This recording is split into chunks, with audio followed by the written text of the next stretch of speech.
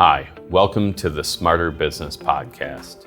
This episode features Tim Bouchard, a partner and the CEO of Luminus. Tim was the president of AAF Buffalo for 2 years and has recently been named to the Buffalo 40 Under 40. He talks about the early development of his business, his experience with vlogging, and how video in general has impacted the growth of his own business. If you like what you hear, please subscribe wherever you're taking in this podcast, and please leave a comment.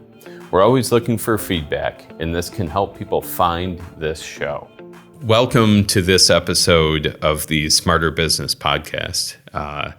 This month we have Tim Bouchard from Luminus. And Tim, what is your title these days? I am one of the two partners and chief executive officer. All right. You may be the first CEO we've had on the podcast. So do you want to tell everybody, why don't you kind of intro yourself and Luminus? Yeah, my background in marketing is in the development space and a little bit of design. I went to UB. Been local here in Buffalo for 20 years now, and ended up forming Luminus, meeting my partner Mike in 2007 through a mutual employer when he was doing contract work, and he is heavy on the design side, and we started doing projects together, picked up from there, and formed Luminus in 2010, which was primarily a logo design and web type company, the two of us sharing projects. And that morphed into more of a strategic marketing creative agency in 2015. And we started hiring for marketing and illustration and development and account services and everything that goes into running an integrated campaign. So now we're a creative agency. We do integrated campaigns. We don't touch a lot of PR and media buying, but we do handle brand strategy all the way through campaign execution, kind of soup to nuts that way. Excellent. Yeah, it's been exciting to see you guys. You've had a lot of growth since. See, I'm gonna spin this right in the next part here. Since our days back when we used to share office space not far from where we're shooting this now on Elmwood Ave in Buffalo, where we kind of had, we sort of had a co-working space before it was cool, huh? Yeah, the EVC, the Elmwood Village Creative. That was before we went into the EVC. Mike and I worked out of our houses, and we'd have meetings where I would go to Lewiston, he would come to Buffalo, and we'd just meet in our little home offices. EVC was the first time we decided. That was when Luminus itself really started. We were good freelancing together. Let's get an office space, move in, share costs, share sales, share project management, and then get to meet other people as the co-working space. That was the benefit, right? We met you, video media production. There were some marketers in that floor, photographer, app developers, a lot of different talent sets. And we've kept some of those connections, obviously. Right. Yeah, that was a cool little experiment. Taught us a lot about leasing office space too. Yes, it did. And how hard it is to paint. Yes. And never trust a development company when they say that might not be true. Specific development Definitely companies. learn what lease contracts are. Yes, yeah. And how you're pricing square footage and what type of space you need and what the amenities are. Yeah, that was that I remember I had no idea what the price per square foot really meant until we got in there. Yeah, we all went in green. Yeah. And we came out orange, blue, black, and yellow. It was a very bold color palette. Yeah. I'm pretty sure the colors are still on the walls there. Can you imagine painting over that stuff we put on the walls? That's incredible. Yeah, it's got to still be there. Well, we'll put up a little graphic of that stuff too. Right there? The logo. Yeah, it'll probably be right. Usually I put them right in that space. And you get an idea of just how wild it was in there.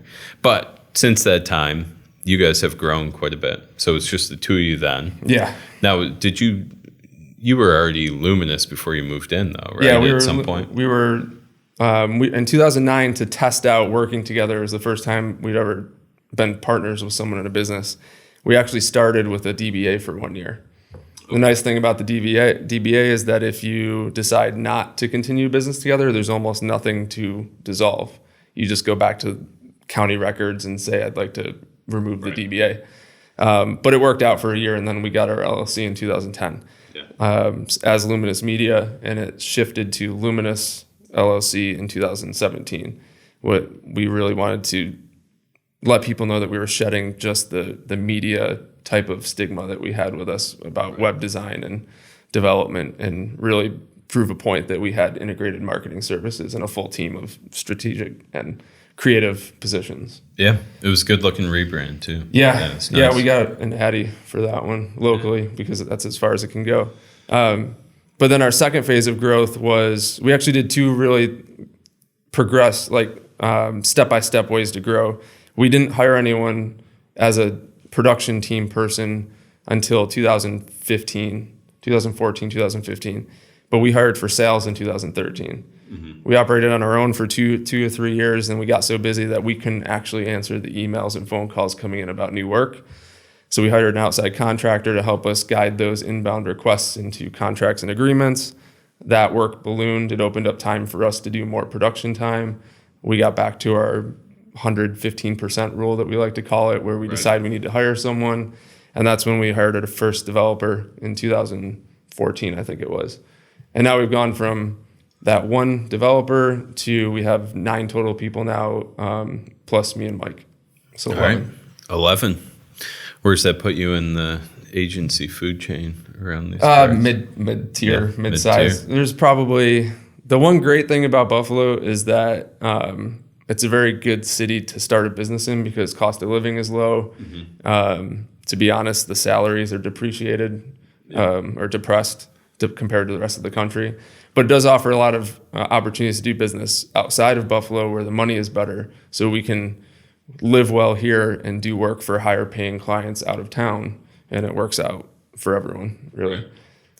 Yeah, and that was when I started up. I had the decision to start up in Baltimore or start up in Buffalo. And being from Buffalo, I came back and started up here partly because I knew my runway was a little longer than it would have been in a higher rent city. So that's cool. So what do you think next steps are? You guys have plans? For us, we started our next steps a year or two ago. It was for 7 or 8 years, 10 if you count Mike and I freelancing together. We were a project shop. Someone would want a website, someone would want a new brand, someone would want a digital campaign, creative, someone would want a poster, brochure, whatever it is. When you start to take on a couple $100,000 in payroll every year, you kind of want more revenue consistency than project sales. Yes. So we shifted from doing something like, a few hundred projects for 50 to 70 clients a year to having 13 or 15 clients that we still do a few hundred projects a year in. And we work with them annually on their marketing budgets, strategic objectives for the year, project planning, and schedule planning. And then from there we execute, and then the next year we go back into analysis. Yeah, that's the that model makes it a lot easier to grow, doesn't it? It does make it easier to grow. It makes it easier to be stable. If you do good work, treat your clients well, get success, and results in campaigns. It very much elongates the sales cycle, though. Yeah, well, that's true. You can sell a project in 1 day to 4 weeks. Yeah. If the price is right, the deliverables and your comps and your portfolio are there. To sell a long-term strategic engagement with someone, they have to understand your work, understand your process, trust you, like your pricing model, things like that. And that takes time to win people over. They're not always ready to buy in the moment when you meet them. They may be exposed to you in a networking event or through a referral, but they might not be ready to buy or not have the money to hire your company yet. So you stay in touch with them, post content. Right. They warm up to it, ask you more, and then you can start to sell. That's a perfect segue, right? I'm here for all the segues. You're nailing it. As long as they're not segues, we have to ride. Before, I'm okay. Right? Yeah. Right. So I was going to segue into your, you're talking about providing content, and like the name of the game there is typically to prove your expert status, right? Like let people know you know what the hell you're talking about. So you tried out a video series and had one going for a little while there recently. Yeah. So I guess I'll make this a two-parter. We had your series, but content-wise, is Luminus as like a whole utilizing a lot of video as content? We mix it up. Where we're primarily, from the Luminus side, where we're primarily using video is trying to take case examples from work that we've done and make, we do LinkedIn a lot now. That's sort of when you're in that long-term sales cycle and you're dealing with C-level or director level people that you're trying to sell with, that's the best platform for us to play in. So we'll take logo progression videos, clips from campaign videos. We'll just do pan videos of still print pieces just so there's something moving on the screen. And we'll try and do something that's 15 seconds or less so it does the auto loop. Or if it's an actual video, then we'll just play the one the size that it is. But one of the things I even talked about in my Executive Marketers Minute vlog that I tried this spring was that video is getting a lot more attention in social than static images. And the algorithms are preferring it over text-based and static images. So we've been trying to mix that in too. Sometimes you just can't get away with having a good text post or an image to share, but when you can incorporate something that has movement, it draws the eye. And again, the file type itself is better for the algorithm. Right, yeah. They bonus those, or the networks themselves will bonus that stuff, especially native content. But that's a great way for somebody who's doing print work or design work to easily incorporate video, right? Yeah, I mean, just do a pan shot. Shots. That's a piece of cake. Some of them that we've done have even just been long width brochure, two pagers. And if you throw it even into something like iMovie, it'll do an automatic like Ken Burns scan or something over it. And there you have your movement and you're good to go from there. No, that's perfect. When it came to the vlog that I tried this year, my initial idea was, again, to try and put something out that had some expertise in it. So the Executive Marketers Minute, which actually has a website still, executivemarketersminute.com. All right. There you go. There's a plug for a vlog that doesn't exist anymore. My initial plan was to do one 30 or 60-second video every weekday of the year. I made it 8 weeks. Right. Well, that's a tough thing to do, right? Casey Neistat was real famous for just doing a video every day, and that's like that would be a lot of work. I learned a lot of things doing it. One is if you don't have time for it, don't do it, or get someone to help you do it. I tried to make mine very produced. So I had, every time I shot, I would try and shoot a week or two's in one afternoon. And for every 1 minute video I was shooting, I was probably spending an hour and a half to 2 hours producing it. Sure. Between writing it, shooting it, which takes multiple takes if you are really OCD about how you sound and look. Sure. Editing it, creating the graphics for the website, the YouTube banner, posting it, scheduling it for Twitter, Instagram, YouTube, publishing, and then doing that 4 more times for the week. I was probably putting almost 2 full work days into a 2-week span. Yeah. It's a lot of folks don't realize how much goes into it, right? Like that is, I don't even like to use the terminology, but like it's not pressing a button like a lot of people think, right? No, Record it and then push it out there. There's to so some many degree, bits there's there. some people that are very charismatic and very off the cuff where they can do the Instagram story.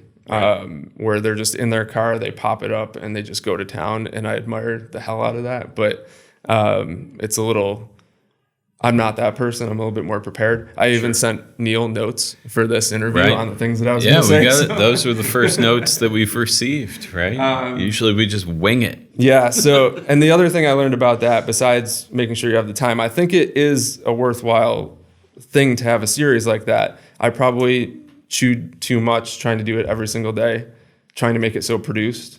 Right. And then also when you're posting, I had this conundrum where I was posting these on YouTube because I wanted the YouTube channel to gain subscribers and have view analytics. Right. And I wanted to post these on LinkedIn, but in order to do that, they wouldn't autoplay on LinkedIn unless you actually posted the file there. So I ended up in this channel debate internally. Well, that's a huge question. So like we will run campaigns that remarket like based on, people viewing something on YouTube. Mm-hmm. And to do that and kind of interact with LinkedIn, you got to use YouTube links. So what we have found is like we'll sometimes double post content where it'll be native on LinkedIn and it'll be on YouTube in certain situations. In other situations, it's just on YouTube. But the one constant that, I don't know, I would agree with the way you did it. Like the one constant is it has to be on YouTube. Yeah. Like from an SEO standpoint, you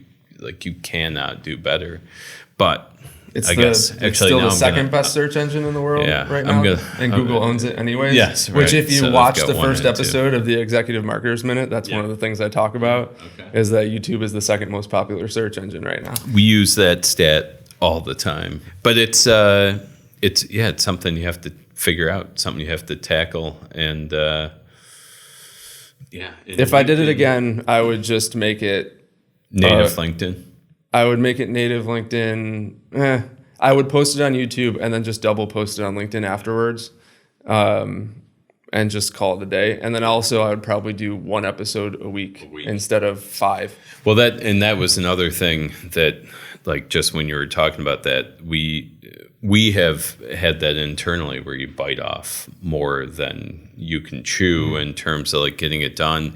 And that was like very purposely when we started this podcast, like once a month we feel we can be consistent at, right?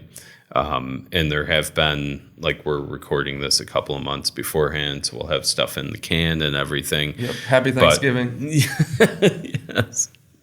But we will you have to be able to kind of continue to produce it, and if you get ahead of yourself there, it just becomes stressful. It becomes less effective. I am planning to try and start a new podcast next year, and it will be once a month, monthly to start. There you go. And then maybe if people like it, I'll do one every 2 weeks, but definitely just once a month. That's kind of exactly the plan that I have had here. Mm-hmm. And it's been interesting. We've had a handful of people ask to be on. People seem to like it thus far. Though I had to convince you to be on, Tim. You didn't really want to do it. No, we just went to play Frisbee golf, and you were like, "You want to be on?" And I was like, "Sure." When? Oh yeah. So I guess it wasn't that much convincing, but I'm glad. The Frisbee golf that we got you cool. on.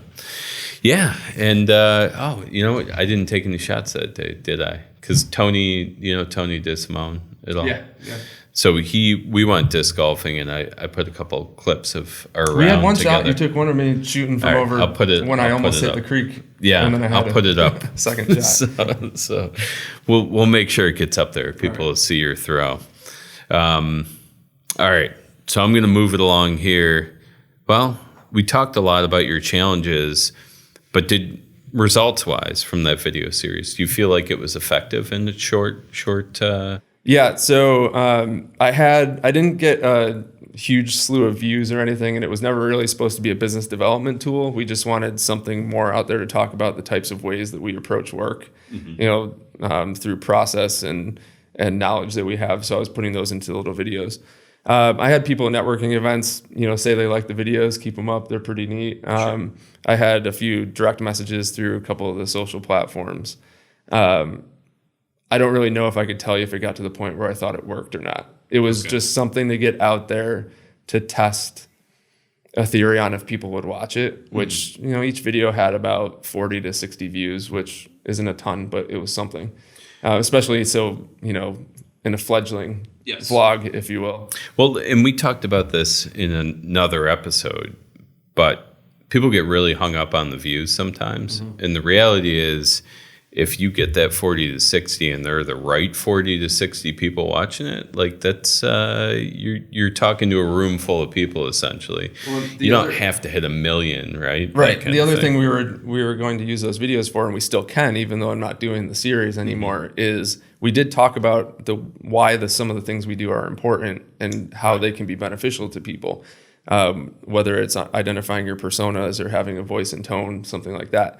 So these little 60-minute videos that were part of a series, aren't anymore, can still be linked to from our sales staff to say, hey, if you want some more information on why this service is important to your business, there's this 60-second video that you can watch of our CEO talking about the importance of it and the benefits. Yeah. We had a clip from our first episode of the podcast already make it into one of our sales videos, right? Like it's when you're creating content, if it's worthwhile, you can use it in a number of different ways. Chop it up, send it to whoever you want. And that's a direct send. So that video, if you're sending it to someone that is talking about that topic with you, is an immediate value add. Right. And that's only one view if you're sending them a YouTube link.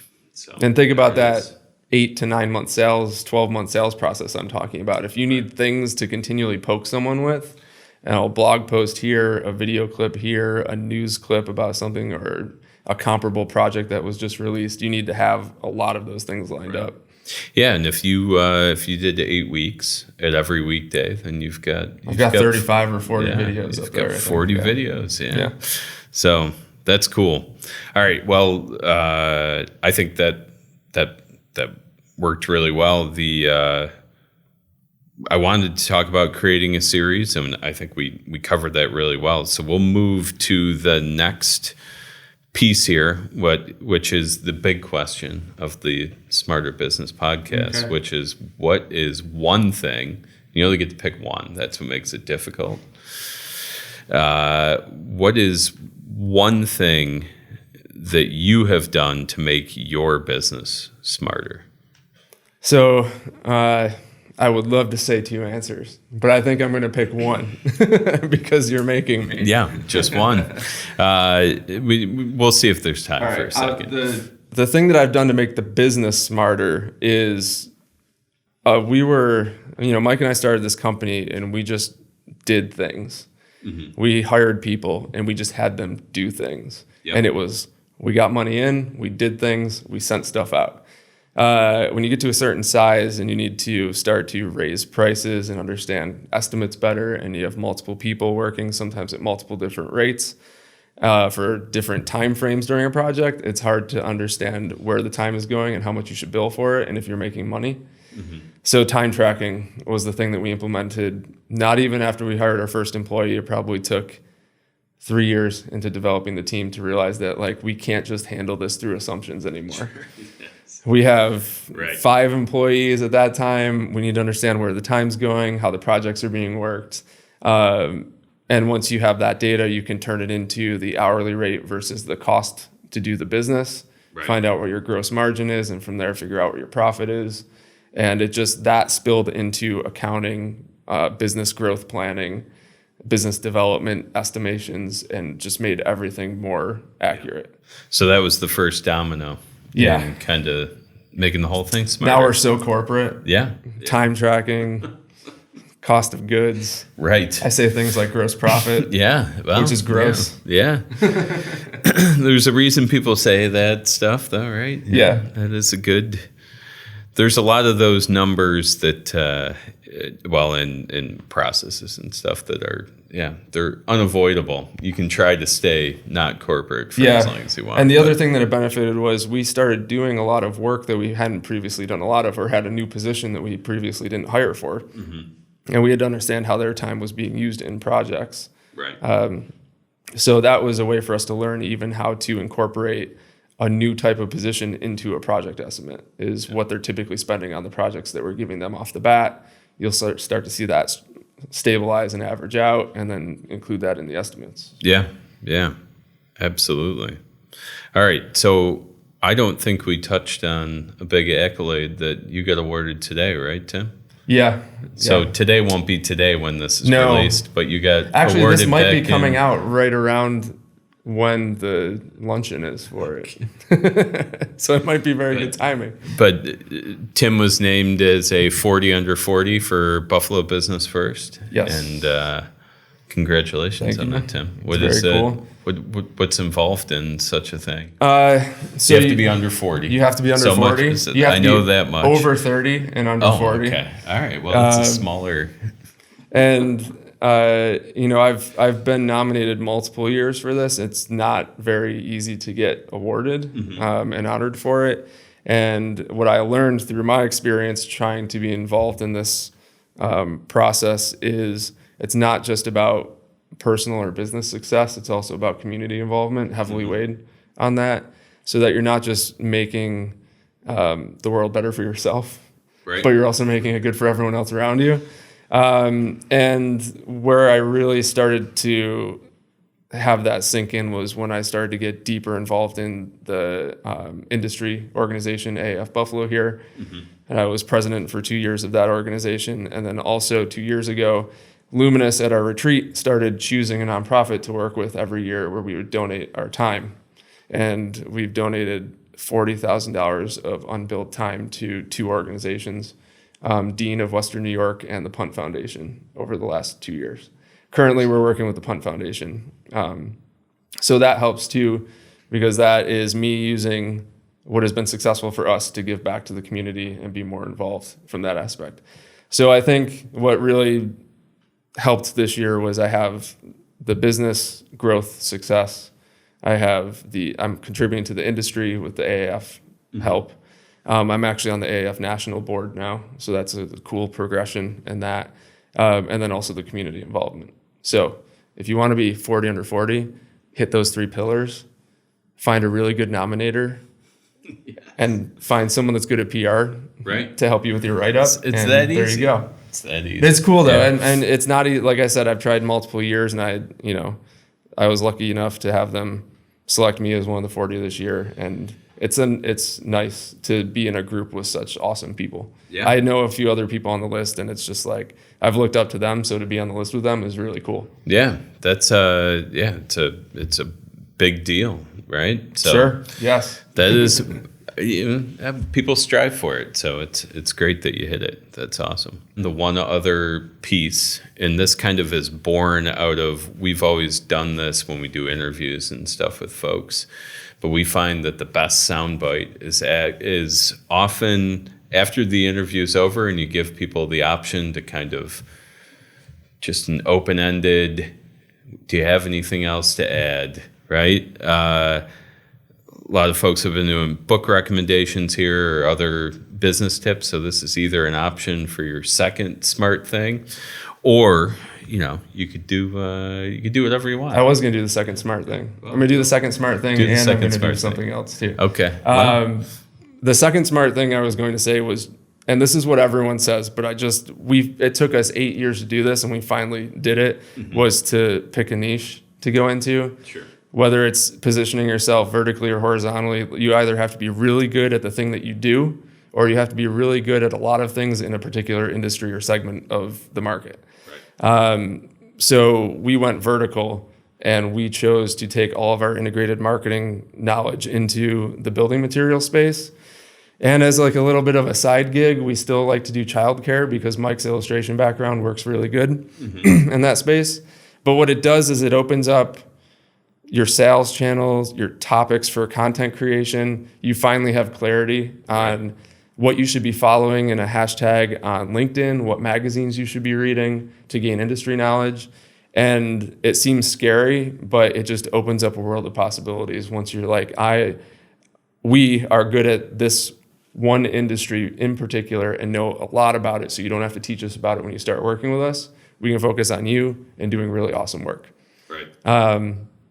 And then secondly, for my last note, I would be remiss if I didn't say you should participate in your local networking and industry groups. Ooh, it's an AAF plug, huh? And you and I are in BNSME, which is the Buffalo Niagara Sales and Marketing Executives. Right? Yeah. 2 reasons. One is if you're a horizontally specialist, position specialist like you are with media and production, that's a great way for you to find more business connects, right? It's also a great place to learn things. Absolutely. So I know both of those organizations from what I've been at with the events and running AAF and trying to promote its professional development side of the organization is to teach, learn, and then connect people. Right. And if you're in a small business, There's nothing better than connecting with people, especially ones that want to hear about what your expertise is and will actually take the time to listen to you.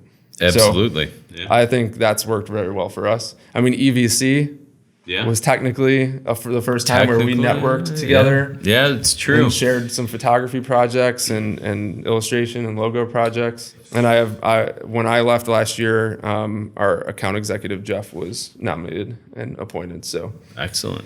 I wanted to stay involved with that. Well, then we both have people on the AAF board, huh? Yep. That's what owners in power do. Send out their minions. They can do it. So no, it's great for them too, though, because then they get to learn new leadership skills and work with people from other companies. Absolutely. On club projects and things. Yeah. Very true. Yep. All right. Well, those I'll let you pass with the extras there because that was all great advice. So cool. All right, Tim. Well, thank you very much for coming on. And now we have to Frisbee golf again. That's right. We'll have to do that again rematch soon. Okay, that wraps up this episode. Be sure to visit Luminus's website and check out some of the awesome creative work that they do.